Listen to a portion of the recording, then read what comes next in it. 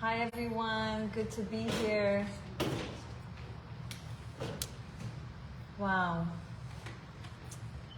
Just yearning and longing. Like, can we just focus on that? That's what the 3 weeks is all about.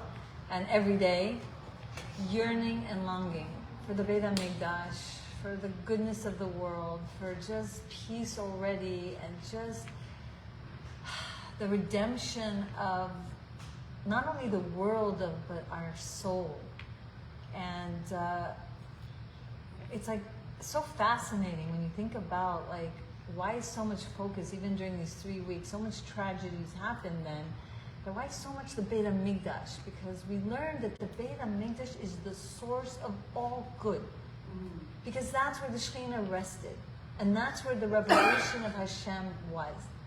So that's what we want when Mashiach comes. So it's the representation of all the good that we're kind of missing, and we're still waiting for it to happen.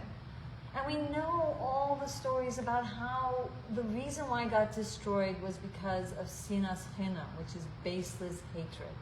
So if that's the case, then what do we need to do, especially these 3 weeks, and especially these 3 weeks when, we're trying to have baseless love, unconditional love. And that's really hard. It's not so easy. And we'll get into why it's not so easy, and it's divinely planned from Hashem to be a little tricky and a little, challenging. We also know that there are stories about the beginning seed of what happened that night at that wedding between this man, this rich man. He ended up inviting a very grand crowd, very scholarly, chachamim, and by accident, when they were sending out the invitations, we know that a wrong invitation went to Bar Kamsa instead of Kamsa, and he was invited, and he was begging and pleading not to be kicked out. They were not getting along. They weren't friends. And no matter how much he begged not to be shamed, even half the wedding, no. A whole wedding, no. And the question is asked, like, what was going on? Why such a negative force of disunity?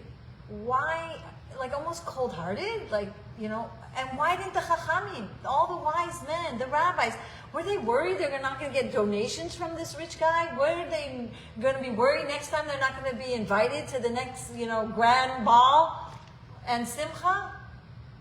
I just learned this past Shabbos when the rabbi said the deeper explanation of what was going on, that is the message of what we need to do a tikkun of.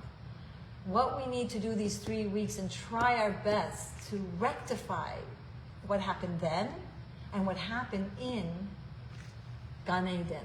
And not only what happened in Gan Eden, but what happened in the primordial energies before the creation of the world.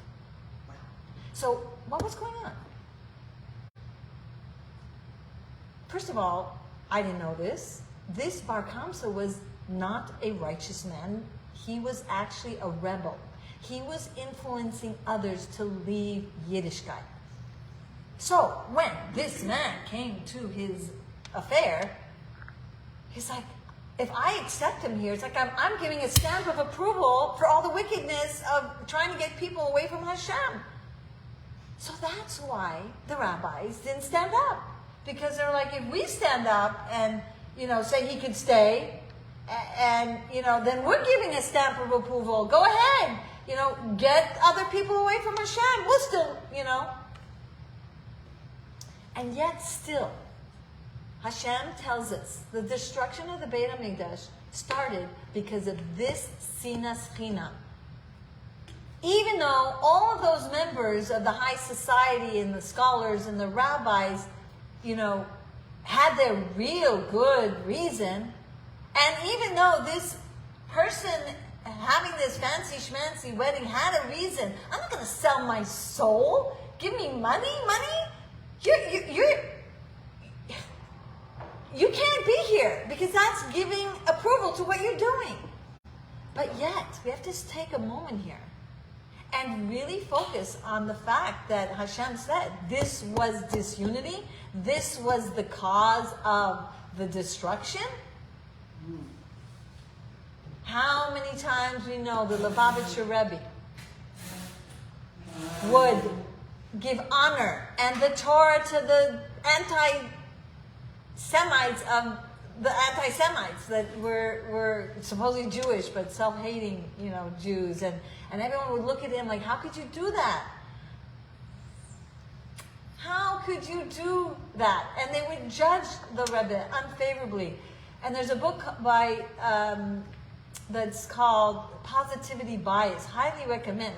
Read it. All the stories that the Rebbe gave honor and gave kavod to the people who were questionable that they should have such honor. So we see this happen even in last week's parsha, in the fight of the Midian war. We know that the Levim would be told not to fight the war because they were secluded. They chose to be totally dedicated to Hashem, 100%. So they were told, you don't have to fight the wars. You don't have to go into the physical world and do the things because you have been, working on this service of Hashem 24/7. But we learn the war of Midian, they were commanded to fight the war. So it doesn't make sense. So we have to find out what is the wars that were happening between the 7 Canaanite wars versus the war of Midian. So the 7 represents the 7 midot that one needs to refine and work on your character traits and all the 7 emotional challenges, anger and sadness, and all these different qualities that can be very gone awry and astray. And so those 7 wars represent you have to battle. Now these Levim, they didn't have to battle that. They were tzaddikim. They were in a very high level. But then why did they have to fight the war of Midian? Because the fighting of the war of Midian represents you're high and holy, but there could be a subtle arrogance, a subtle loftiness that you look down at someone, and in holy righteousness and in zealotness to shame someone that's not according to your standard or not invite to your simchas, or because the holier than thou energy. Go back to Gan Eden. And Gan Eden, and where did the baseless hatred start there? The snake. First of all, there was self-hate to some extent. Kliyakar actually explains that Adam was so insecure almost with himself that he wasn't accomplished, and he was in his own psychic warfare that he didn't really speak to his wife. He didn't really explain the law of the tree, and that's why when Hashem said, "Shlach lecha ledatcha," when the Jewish people were going out to to send out spies, Hashem said, "I gave Adam the commandment to teach his wife." What is this? Why? You're going to send men, women? They'll do it. They'll get it right. So Chava actually felt low because her husband Adam wasn't paying attention to her, and then there was this inner void by her, and the snake knew it, and the snake knew of her weak position, and before you know it, she's tempted because she is thinking oh my gosh, if this relationship is not giving me what I need, well, the snake is paying attention to me, he's talking to me, and he's convincing me that the material world will make me high and happy, and indulge in this forbidden fruit because, I'm not getting the the experience of this beautiful relationship. Take it a step back. Prior to Adam and Chava's existence, and that's where baseless hatred began. Let me explain. Up in Shemayim, before the creation of the world, there was Chesed and Gevurah. And each force was so domineering and so forceful that they couldn't get along. These are spiritual entities. Chesed and Gevurah. And almost like imagine two rams crash. And they broke each other to pieces. And scattered all over is the sparks of you, your entity, because you might be Chesidic and another person is Gevurah. Scattered in your entity is other people's sparks that are yours. So when two people get together, and this comes from the book called Heichaltzu, where the Rebbe explains baseless hatred, coming from there. It started there, and it kept going on, and we're constantly trying to rectify it. That you exist, and you're coming into someone's space as a chesed, they're a gevurah, or even if you're both chesed, that threatens their existence. It's something subconscious, it's something primordial, and it's something the Yetzer Hara has a handle on how to get us to almost separate one another from one because of it. Here, Hashem gives us the Torah, and the Torah actually is the remedy. It's a mystical dimension of a byproduct that happens when Torah is ingested in our mind and our heart, that we're able to then not be threatened subconsciously from this primordial snake-like energy that happened way before even the snake. And so that's why people don't get along, period. It's not, the Rebbe teaches, it's not like your mind might say, I don't know, something about her I don't like. Or, her energy, your aura. Sometimes they think it's this, I don't like her because of that. And they think, but it's really that energy that we're having to do a tikkun. And the Beit Hamikdash tells us so much of how to do that tikkun. The whole idea of the menorah, the light, most people know that the menorah actually set the light outward. The light wasn't for the inner Beit Hamikdash. The light actually was for shining your light outward. Meaning, I'm here, I learned Torah, I'm trying to be a refined person, I'm trying to be the best that I could be, and that my neshama is a shining light. But if I don't love myself, and if I don't have the Torah as a remedy to fix my brain, and to fix these subconscious primordial energies, it's like from the Yetzer Hara that can live in your head 24/7, rent-free, then not only can you, not do the tikkun, but God forbid, I don't want to say the negative. So this light, the Rebbe actually taught us that, first of all, the light of the menorah had to be ignited from the outside courtyard. Yeah, if you wanted to light the menorah, you had to take the outside fire of the Mizbeach that's in the outside. You would think the inner Mizbeach, which is closer to the Holy of Holies, if anything, you're going to take the light from there. One, it's distant, it's further out, it's outside. And if you look in the Chumash, it actually says the outside courtyard is considered very holy, whereas the inner courtyard is considered holy. It's like, what?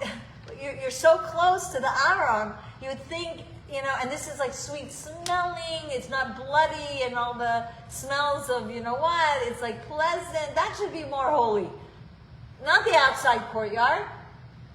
So the Rebbe actually said that You want to be a light? The only way your light will constantly shine is if you go outside and help and inspire others. The outer courtyard also represents, and the reason why it's so holy, called very holy in the Chumash, is because your outer behaviors are really essential. That's it. Because you're in the outside world. And if you can have your nose up in the air and be arrogant and look down at people and disrespect people because they're not that you think they're Ama Aretz and you're, a chashiva, you're so an important person and you're so arrogant, and, that's why the Alter Rebbe would say that the incense was for the stink of the arrogance that could happen in the process of being in the Beit Hamikdash and feeling pompous and, and arrogant, possibly. So the outer courtyard represents our outer behaviors, and that it's essential that we focus on that more than anything. A kind smile, a kind response, patience, infinite patience. Rabbi Ginsburg actually tells us that we need to cultivate infinite patience. Where the sins of all the people over the generation happened, because there wasn't patience. Whether it was Adam, another hour, and eating and Chava, another hour. Or Moshe Rabbeinu, another half a minute, he would have come down from the mountain, but they made this golden calf. Or whether, Hashem then said, now you're not going to go to the land, but they weren't patient. No, when I read in the Table for Five, I wrote an article this week, so I'll post it on the Table for Five. They usually put it here in different shuls and on Pico, but I read someone else's portion, and it said that when Hashem said, no, yes, go into the land, they didn't want to. No, we can't. Now Hashem says, no, and then they say yes, because it's a lack of patience on the process of what's going to be. David HaMelech with Bathsheba. He was destined to be with her, but he did some funky moves to get her husband, and I don't want to go into details, and he didn't have patience. So we got to cultivate patience with the people around us. We have to be at peace with the process in our own journeys. The journeys, by the way, is 42 times mentioned the word ahava in the Chumash. Meaning that our 42 journeys in our own spiritual development, and going through this challenge, and going through that challenge, that actually represents the 42 times it's mentioned ahava, that the journeys are from Hashem with love. That it's going to develop our inner spiritual powers that would not otherwise be able or capable of manifesting itself but for the challenge.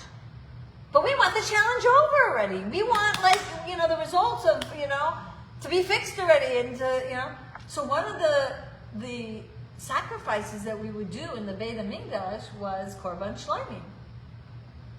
And that represented being at peace, because shalom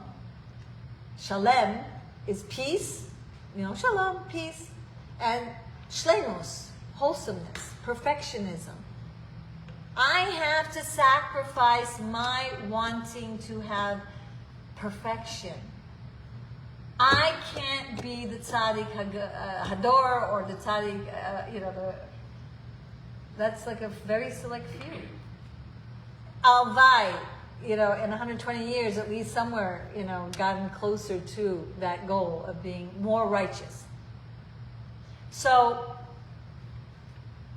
if we have to be at peace with ourselves and sacrifice this desire to be so perfect, then we have to cultivate infinite patience on someone else that they're not there yet, because we're not there yet. And this is how we begin to rectify baseless hatred. This is how we rectify the sin that became the beginning of our exile in Gan Eden, with Adam and Chava. I was learning in the book called Femininity and Masculinity by Yehudi Schneiderman, and she was beautifully explaining like the difference between Moshe Rabbeinu and Miriam. That Miriam was able to attain a level of being able to dance at the sea, and she shows that Moshe Rabbeinu was talking in the future tense, like, you know, and Miriam, when she was singing in the present tense. And what is the difference? And what is the connection between being able to dance in a circle, representing the ultimate unity of the time of Mashiach, but she had attained it now. And that's why she was capable of dancing in that circle, because she already reached a level where she saw everyone equal to her. And everyone equally close to Hashem. So we see that, what's this idea of dancing and how we can get to this level of baseless love? No reason. Like, you know, you don't have to show me that you're equal to me or that, you know, or, you know. So the idea is that the mind is limited. Rational can get you in trouble. Tricky. Can even make someone like Eliyahu Hanavi get demoted because of his zealotness. You know, you remember the story where he runs to the mountains because everyone wants to chase him down and like get rid of him, and he's hiding, and Hashem, you know, whoa, big bolting rocks, breaking to pieces, loudness, wind whirling, whoo, and every time Hashem says, "You're not going to find me there," and then finally there was a stillness, no noise, and then a soft voice. A still, soft voice said, "There you will find me." Right after that, he told Eliyahu Hanavi, "Go get Eli, he's going to take your place," and he left his position. Basically with the message of, maybe you shouldn't have been such a zealot, looking down at the people, always looking with a critical eye, always, you know, hounding energy of maybe, you know, had he listened more, had he had a quiet voice of understanding what they're going through, why is it so difficult? Let me hear your problems. Why don't you want to go Hashem's direction? What's this challenge you're having with this idol, Baal Peor, and all these different things? That then he would have had more of an influence on them. So this idea of the Beit HaMikdash showing us that our light can't be a light unless we actually get connected and bond and have unity. How many wars the Jewish people could not win? Even though they were so yucky in all their mitzvahs, they were so perfect in all the specifics of what needed to be done.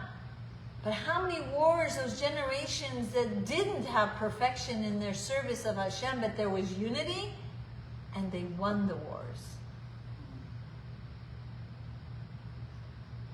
So, the esh, the fire of this light of the outer menorah,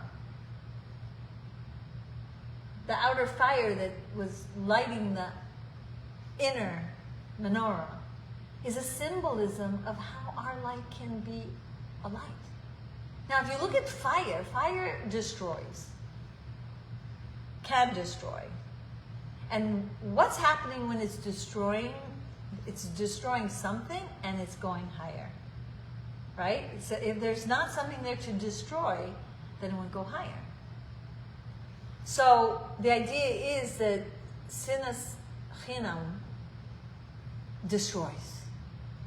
And you feel, oh, I'm greater, or I, you know, how many husbands and wives, 5, 6 years I'm a counselor, always looking at what's wrong with the other, always the challenge that they can't accept the two imperfect beings. The two egos have a very hard time. Constantly, and it's not their fault, because our Torah teaches if we don't have das is a secret ingredient that we could see the good in other people.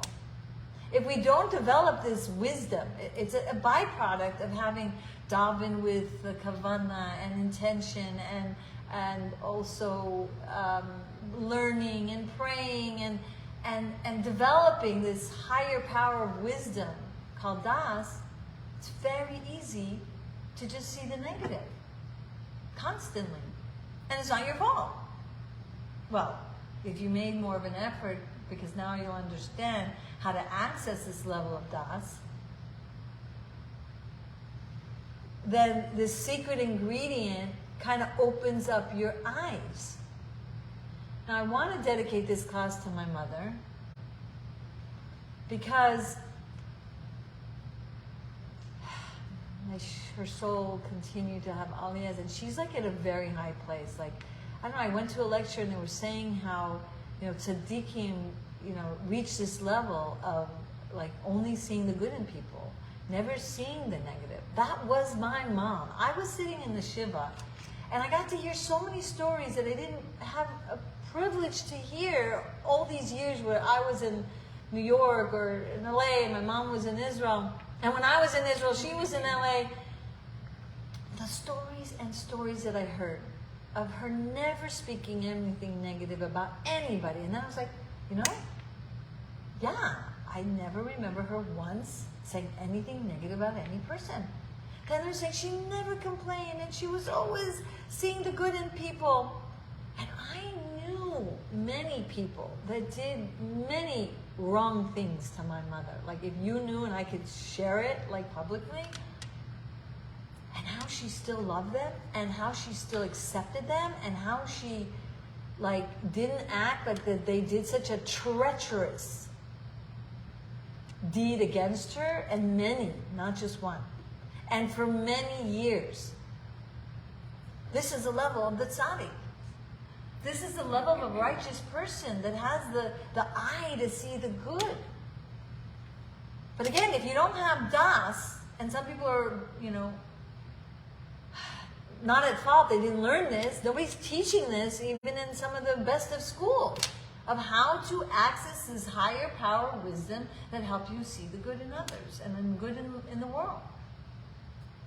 And that comes from meditative davening, meditative learning, not just blah, blah, blah, blah, blah, like really like building, a structure in your mind to create this channel that what you know will then come to your heart. And that is very simply meditation, contemplation, delving deeply more into what you're learning, what you're saying in the prayers.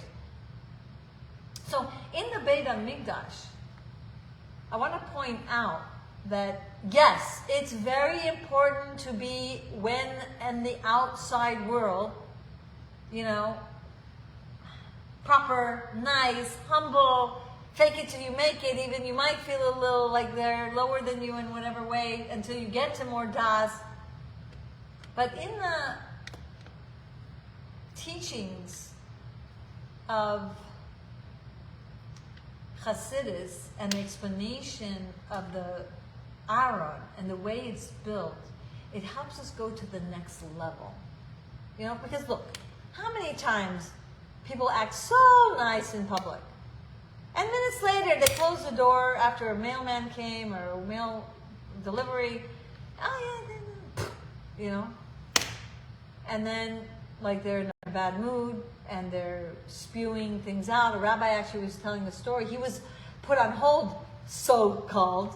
He wasn't on hold. She forgot. And she was like, hi, Rabbi, and oh, so angelic. And Rabbi, I'm so sorry. I have to put you on hold. She didn't put him on hold. And the way she was cursing her husband, how dare you, and da da da da. And then, oh, thank you, I'm sorry I put you on hold. Like that. So why is it so difficult? The people closest into your life. Why can't we be that light like we're outside and the light in the inside? So one time I was at a Shabbaton with Rabbi Leib Wolf, and he actually explained it. He said we have connection to people that are like almost like a cord, and we're connected to them. But we have two cords, and one is a cord that's not healthy. And that is, I need you to make me feel good about myself. I gave you this, I did this, and like, again, how dare you? Like, you're making me feel like you don't love me because, like, how much I gave you, like, it's almost like you're a rejection of self. That's not healthy. You're not in the relationship to use them to make you feel good about you. The healthy one is, I'm here for you. Unconditional love. Baseless love. I didn't come to leave Gan Eden to come here to get love and respect and get paid back for all my efforts. Hashem will pay me back if He wants to, when He wants to. I'm not here for a payback. I'm here, I came down with a mission. Hashem said, are you ready to come on this mission? Yeah. Not, are you ready to come down so you'll get honor and respect? No. You want the other person to be respectful of you and love you for their sake, to develop their soul. Because in their soul is your soul. Remember, the spark that's hidden in other people is your spark. So if you respect and love them, then you're able to then become more shalem. Because you're elevating them by accepting them. Remember Moshe Rabbeinu was in the mountain? And Hashem said, gosh, sorry, Moshe. No, you're not going to see my face. Moshe was so like, please, can I just see your face? Like, I work so hard. Like, all of us feel bad. Like, can you just go in there? And she's like, you work so hard. Like, what? But what was Hashem saying? Hashem was saying, you can see me in the back of you. In the back of you. The front of you can be a little angry, a little anxious, a little annoyed, a little sad. That's not who you really are. In the back of you is Hashem. He gave you your neshama. And if you work on rectifying these midot, you will see Hashem face to face. Panim is pnimi in Hebrew. Pnimi is inside. In the inwardness is Hashem, and that's where you see my face, in the back of you. So Rabbi Ginsburg writes this in his Mystery of Marriage book, and he says this is marriage. You want to catch the goodness and light of your spouse or your daughter or whoever in your relationship? Dig deep and find your soul. Because once your soul is more and more out, then you have the das. You have the ability to see the holiness in another person. So in the Aron, there were 3 compartments that stored the 10 Commandments. And the broken ones too, by the way. It's a whole other story because you accept your broken past because that's what's led you to your journey of developing who you can actually have, we're meant to be. So, but this idea of the 2 golds on the inside and the outside, why waste the gold? No one's seeing the gold on the inside. These are 3 boxes, and inside these 3 boxes was the 10 Commandments. So, the lesson is that the gold on the outside represents your outer behaviors. You need to be gold on the outside. That's the biggest, most important thing. That's very holy. It'll either cause people to go away from Judaism or make them feel, wow, that's such a nice person. If this is what Torah does and refines a person to such an extent, I want it too. The gold on the inside represents your inner thoughts. Because sometimes we will handle in public or even in our own home, here's your dinner. But inside, my gosh, how did he treat me that way? I can't believe it. Oh, I deserve better. Oh, he's such a... Oh, and I don't say negative words. The inside isn't gold. And it's not matching the outer polite behavior. Hopefully. Hopefully, please God for all of us. So we have to then work on being gold on the inside too. And the Alter Rebbe actually teaches this in Tanya, how important, and even more important, to be gold on the inside in some respects. Because the Alter Rebbe mentions if someone has a thought of committing a sin, even like adultery, a thought, chas v'chalila, that's worse than even committing it. Because the soul is so close to the thoughts that it has its effect, a negative effect on our neshama. So we got to get to the gold of the inside too. We can't just say, oh, we're so great, like, I wish I was going to, but I handled myself, I was cool, and I was collective, thank you Hashem. But like, the thoughts were constantly going. There's a story of a man who was, became Hasidus, and his father was not an anti-Hasidus, but he's just like, what do you need it for? I taught you everything, the Torah is, what's this, the whole inner dimensions of Hasidus? You don't need it, it's fine, So he decided to do something to show him how important Hasidus is. One story is that a father said, so what is it? Well, it tells me to read minds. And he goes, really? I'll read my mind. And he says, what am I thinking? So the father says,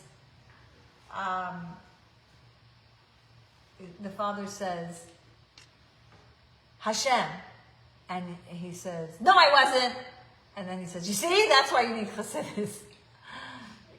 But this story was that he hired a wagon driver, and the wagon driver actually was told to act like a wild man, like a drunk, and to take his father to a destination. So he actually took another wagon and met him at the destination as he was coming out of the wagon. And all of a sudden, he's like, Father, how was your ride? And his answer was like with a stern look, had I had the sword of Bilam, but thank God I handle myself. So he says, you see, Chassidus would have helped you enjoy the ride. Why say that? He's a crazy. Like, quiet. And on Navador, everything's from Hashem, everything's good. This is Chassidus. This is Das. This is being able to have the gold on the inside, which is so important.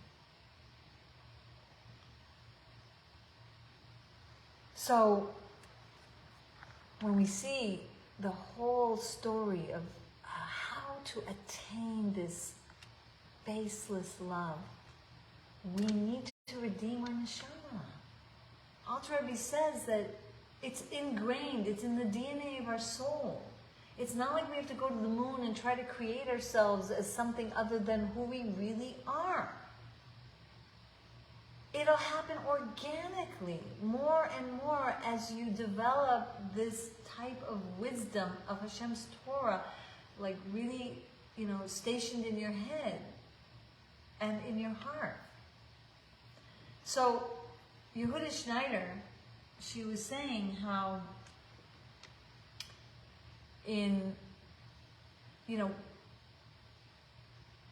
the things that people hate about other people is really the part, and this is the Baal Shem Tov, we know, but that's a part of you that you need to love and embrace in the other to help redeem it. So they're not your enemy. It's not their fault.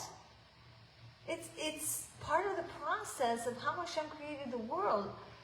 We know Rabbi Ginsburg says that two people get married and when they were dating, they had access to this higher transcendent wisdom.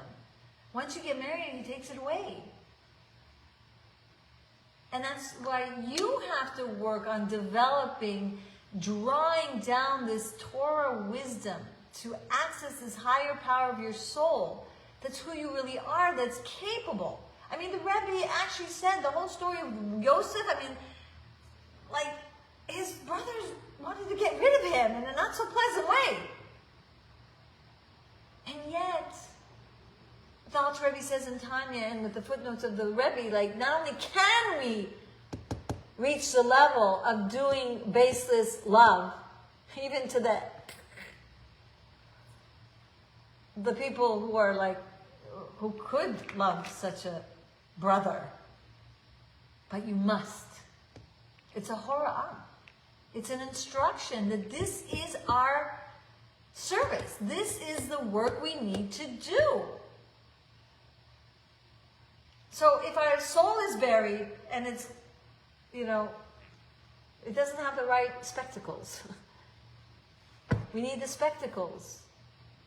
The spectacles of our Torah's teaching that will act like a flashlight and turn on our light of our neshama that will shine the truth about the challenges that are there, but that are good, that will help us redeem our soul. So, it's very easy for a man and a woman not to be able to get along. They have different fires. They're like, Mars things. It's really true. The Rebbe actually taught us that the fire of a woman, she has her olive shin represents the Emunah Shlema.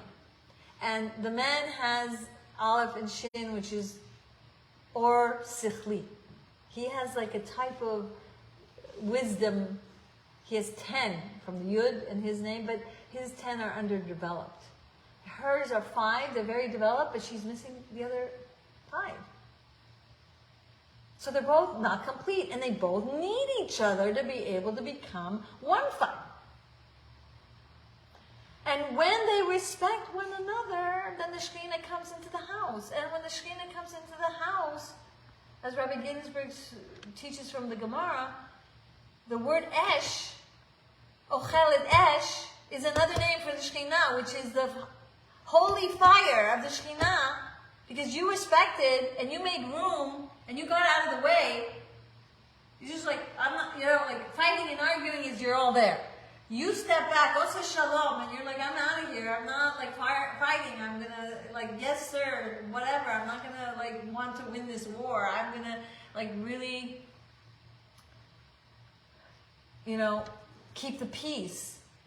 The Shekhinah then has room to be in your home.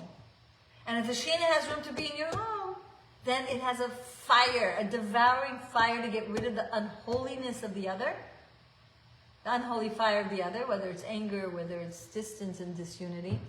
And then, the fire melds the two to one. And what's missing that's in them, I get. And what's missing in them, they'll get from me. And then we're both elevated. Respect, love, baseless love. And we're taught that this story of Miriam, when she was a prophetess, called a prophetess sister of Aaron, Rashi says, like, it's interesting. You would sing, say Moshe and Aaron? Why only Aaron? Like, that doesn't, it's like a disrespectful, because Moshe is the leader. Aaron was the second chief. Like, why would you say only Aaron? So Rashi says, because she was a prophetess before even Moshe was born. Rebbe sees this and says there's something more to the story to teach us today about relationships. Miriam was humble before her brother. Her brother was a younger brother, but she honored him like an older brother. She respected him like an older brother. You can see some older sisters bossing their little brothers around, and they're the boss, and they're the captain of the ship. She didn't. And what happened? Because she honored Aaron, Aaron's qualities of Rodef Shalom came out to life. Her merit to bring out his light. Not only that, she then attained Rodef Shalom, something that wasn't in her as much, but because she honored him, she got the merger of his soul to her soul. Something that she was missing, she got from him. And then her own qualities was able to like shine. How many times? I can't even begin to tell you how many times. People have a certain standard. They really want to be a certain way, but their behavior defies their yearning and longing and their standard that they really want to hold up high.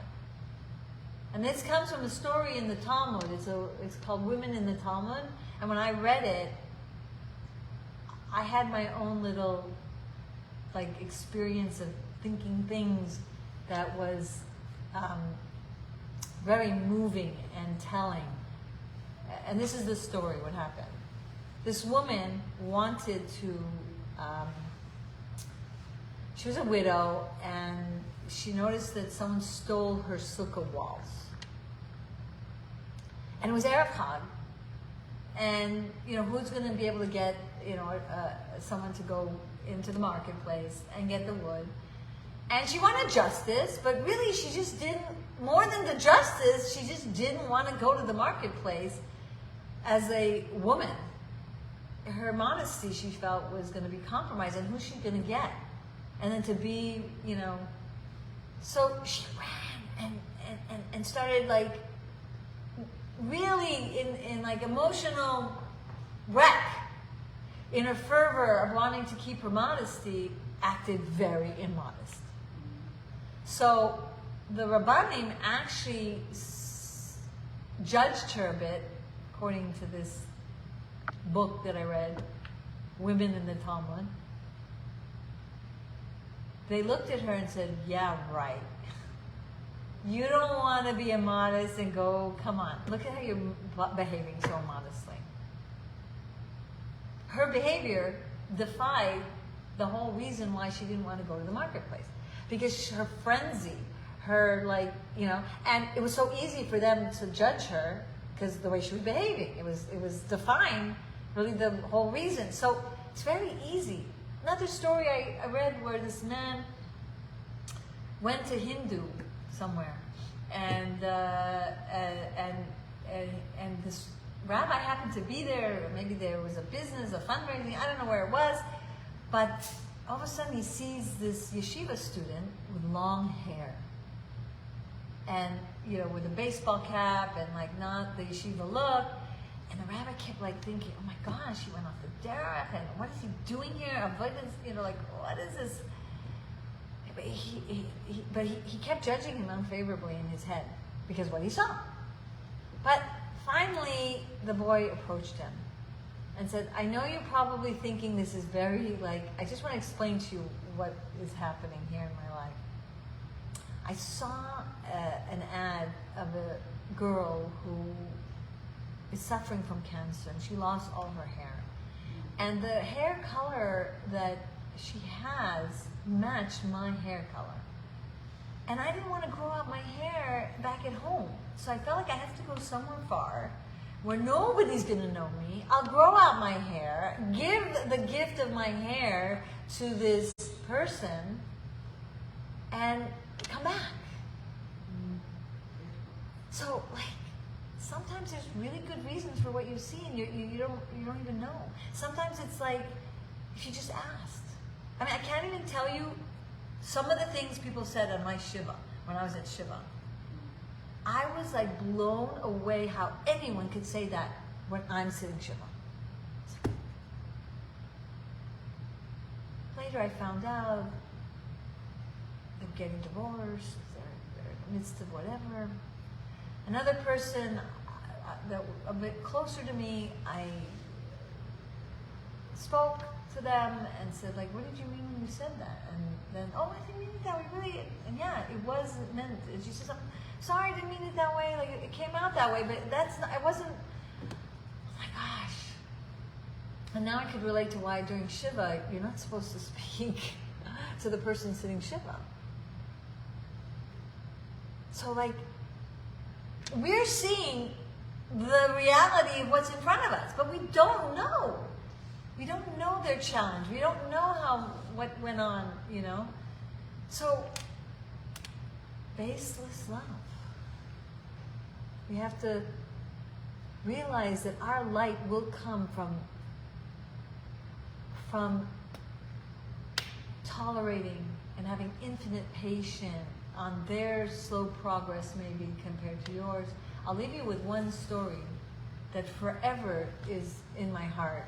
And that was a story that Rabbi Jacobson actually gave regarding a Holocaust survivor.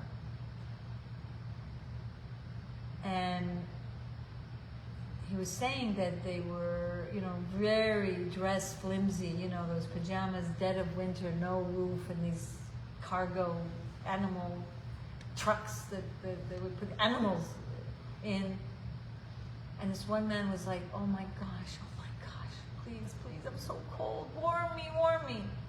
And the one guy just wants to go to sleep, like, please, like, I can't, like, I need to just go to sleep, I can't bear the cold. But he felt bad, so he warmed him. And then he would fall asleep, and the guy would go, please, continue warming me.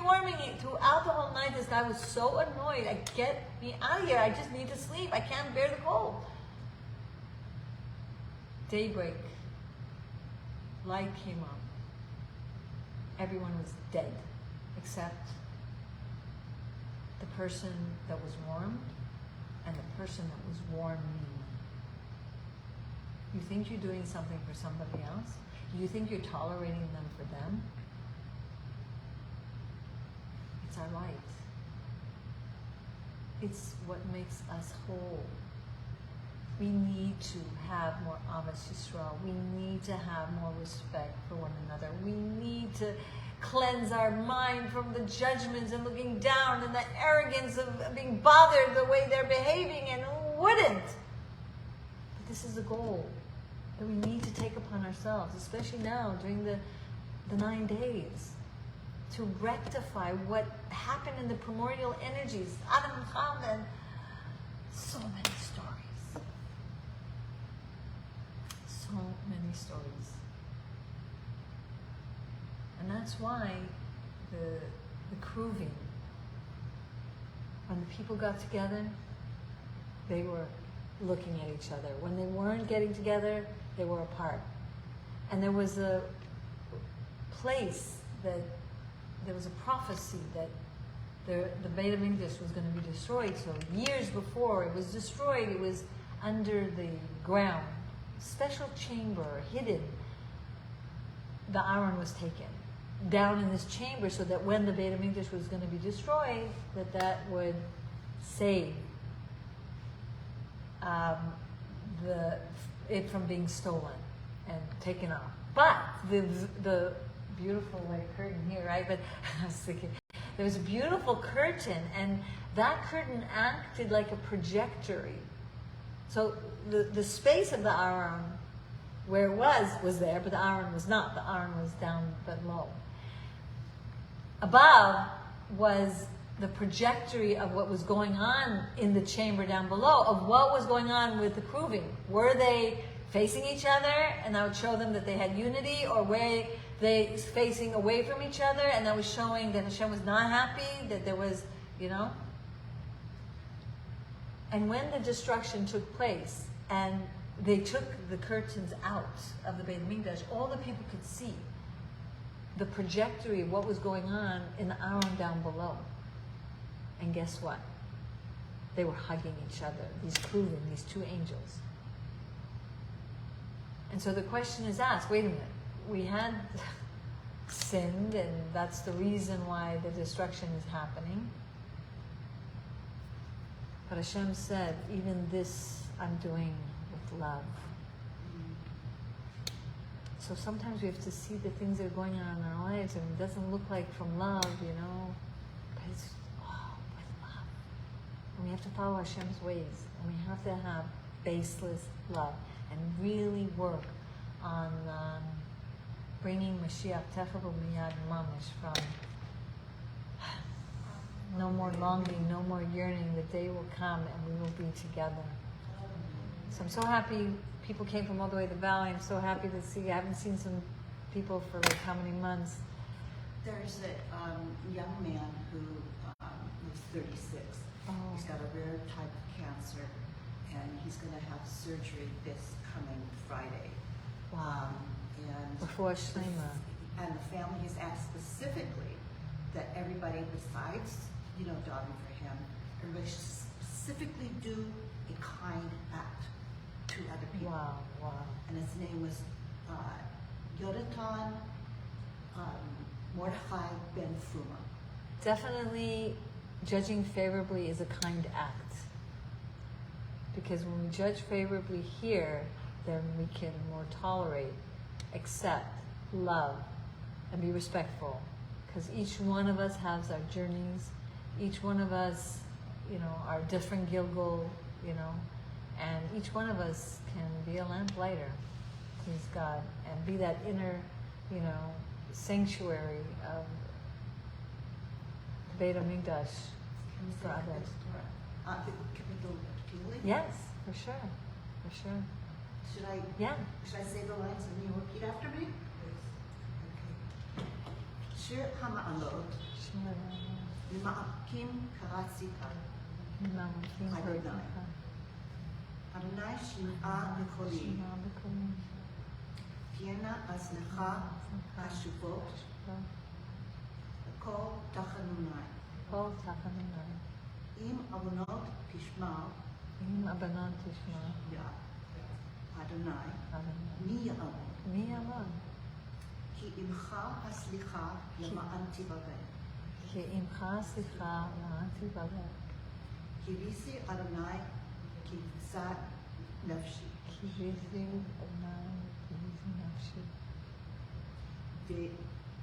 Lidvaro Uchalti Nafshi Ladonai Lishomrim Laboker Shomrim Laboker Yachel Israel El Adonai Ki Im Adonai Achesed V'Harbe Imo V'Tus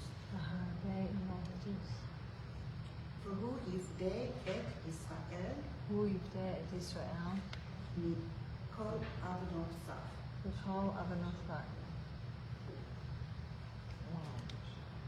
So the goal, infinite patience, cultivating that infinite patience, judging favorably. Please God, Hashem will help us. Every step of the way, we're getting there. Thank you for joining. I think we're going to do a round 2 Sunday night for like the more detailed version of every artifact and how to go step by step to get to your inner Holy of Holies. And I do it every year. And so it's so exciting that I can do it again here. But in front of it, it's like, wow. What time's it going to be? I think 8 o'clock. 8 o'clock Sunday night? Yeah. Please God. Thank you so Okay. much, Miriam. My pleasure. I'm so happy this was recorded. So much more to say, but we'll do more on Sunday. Thank you.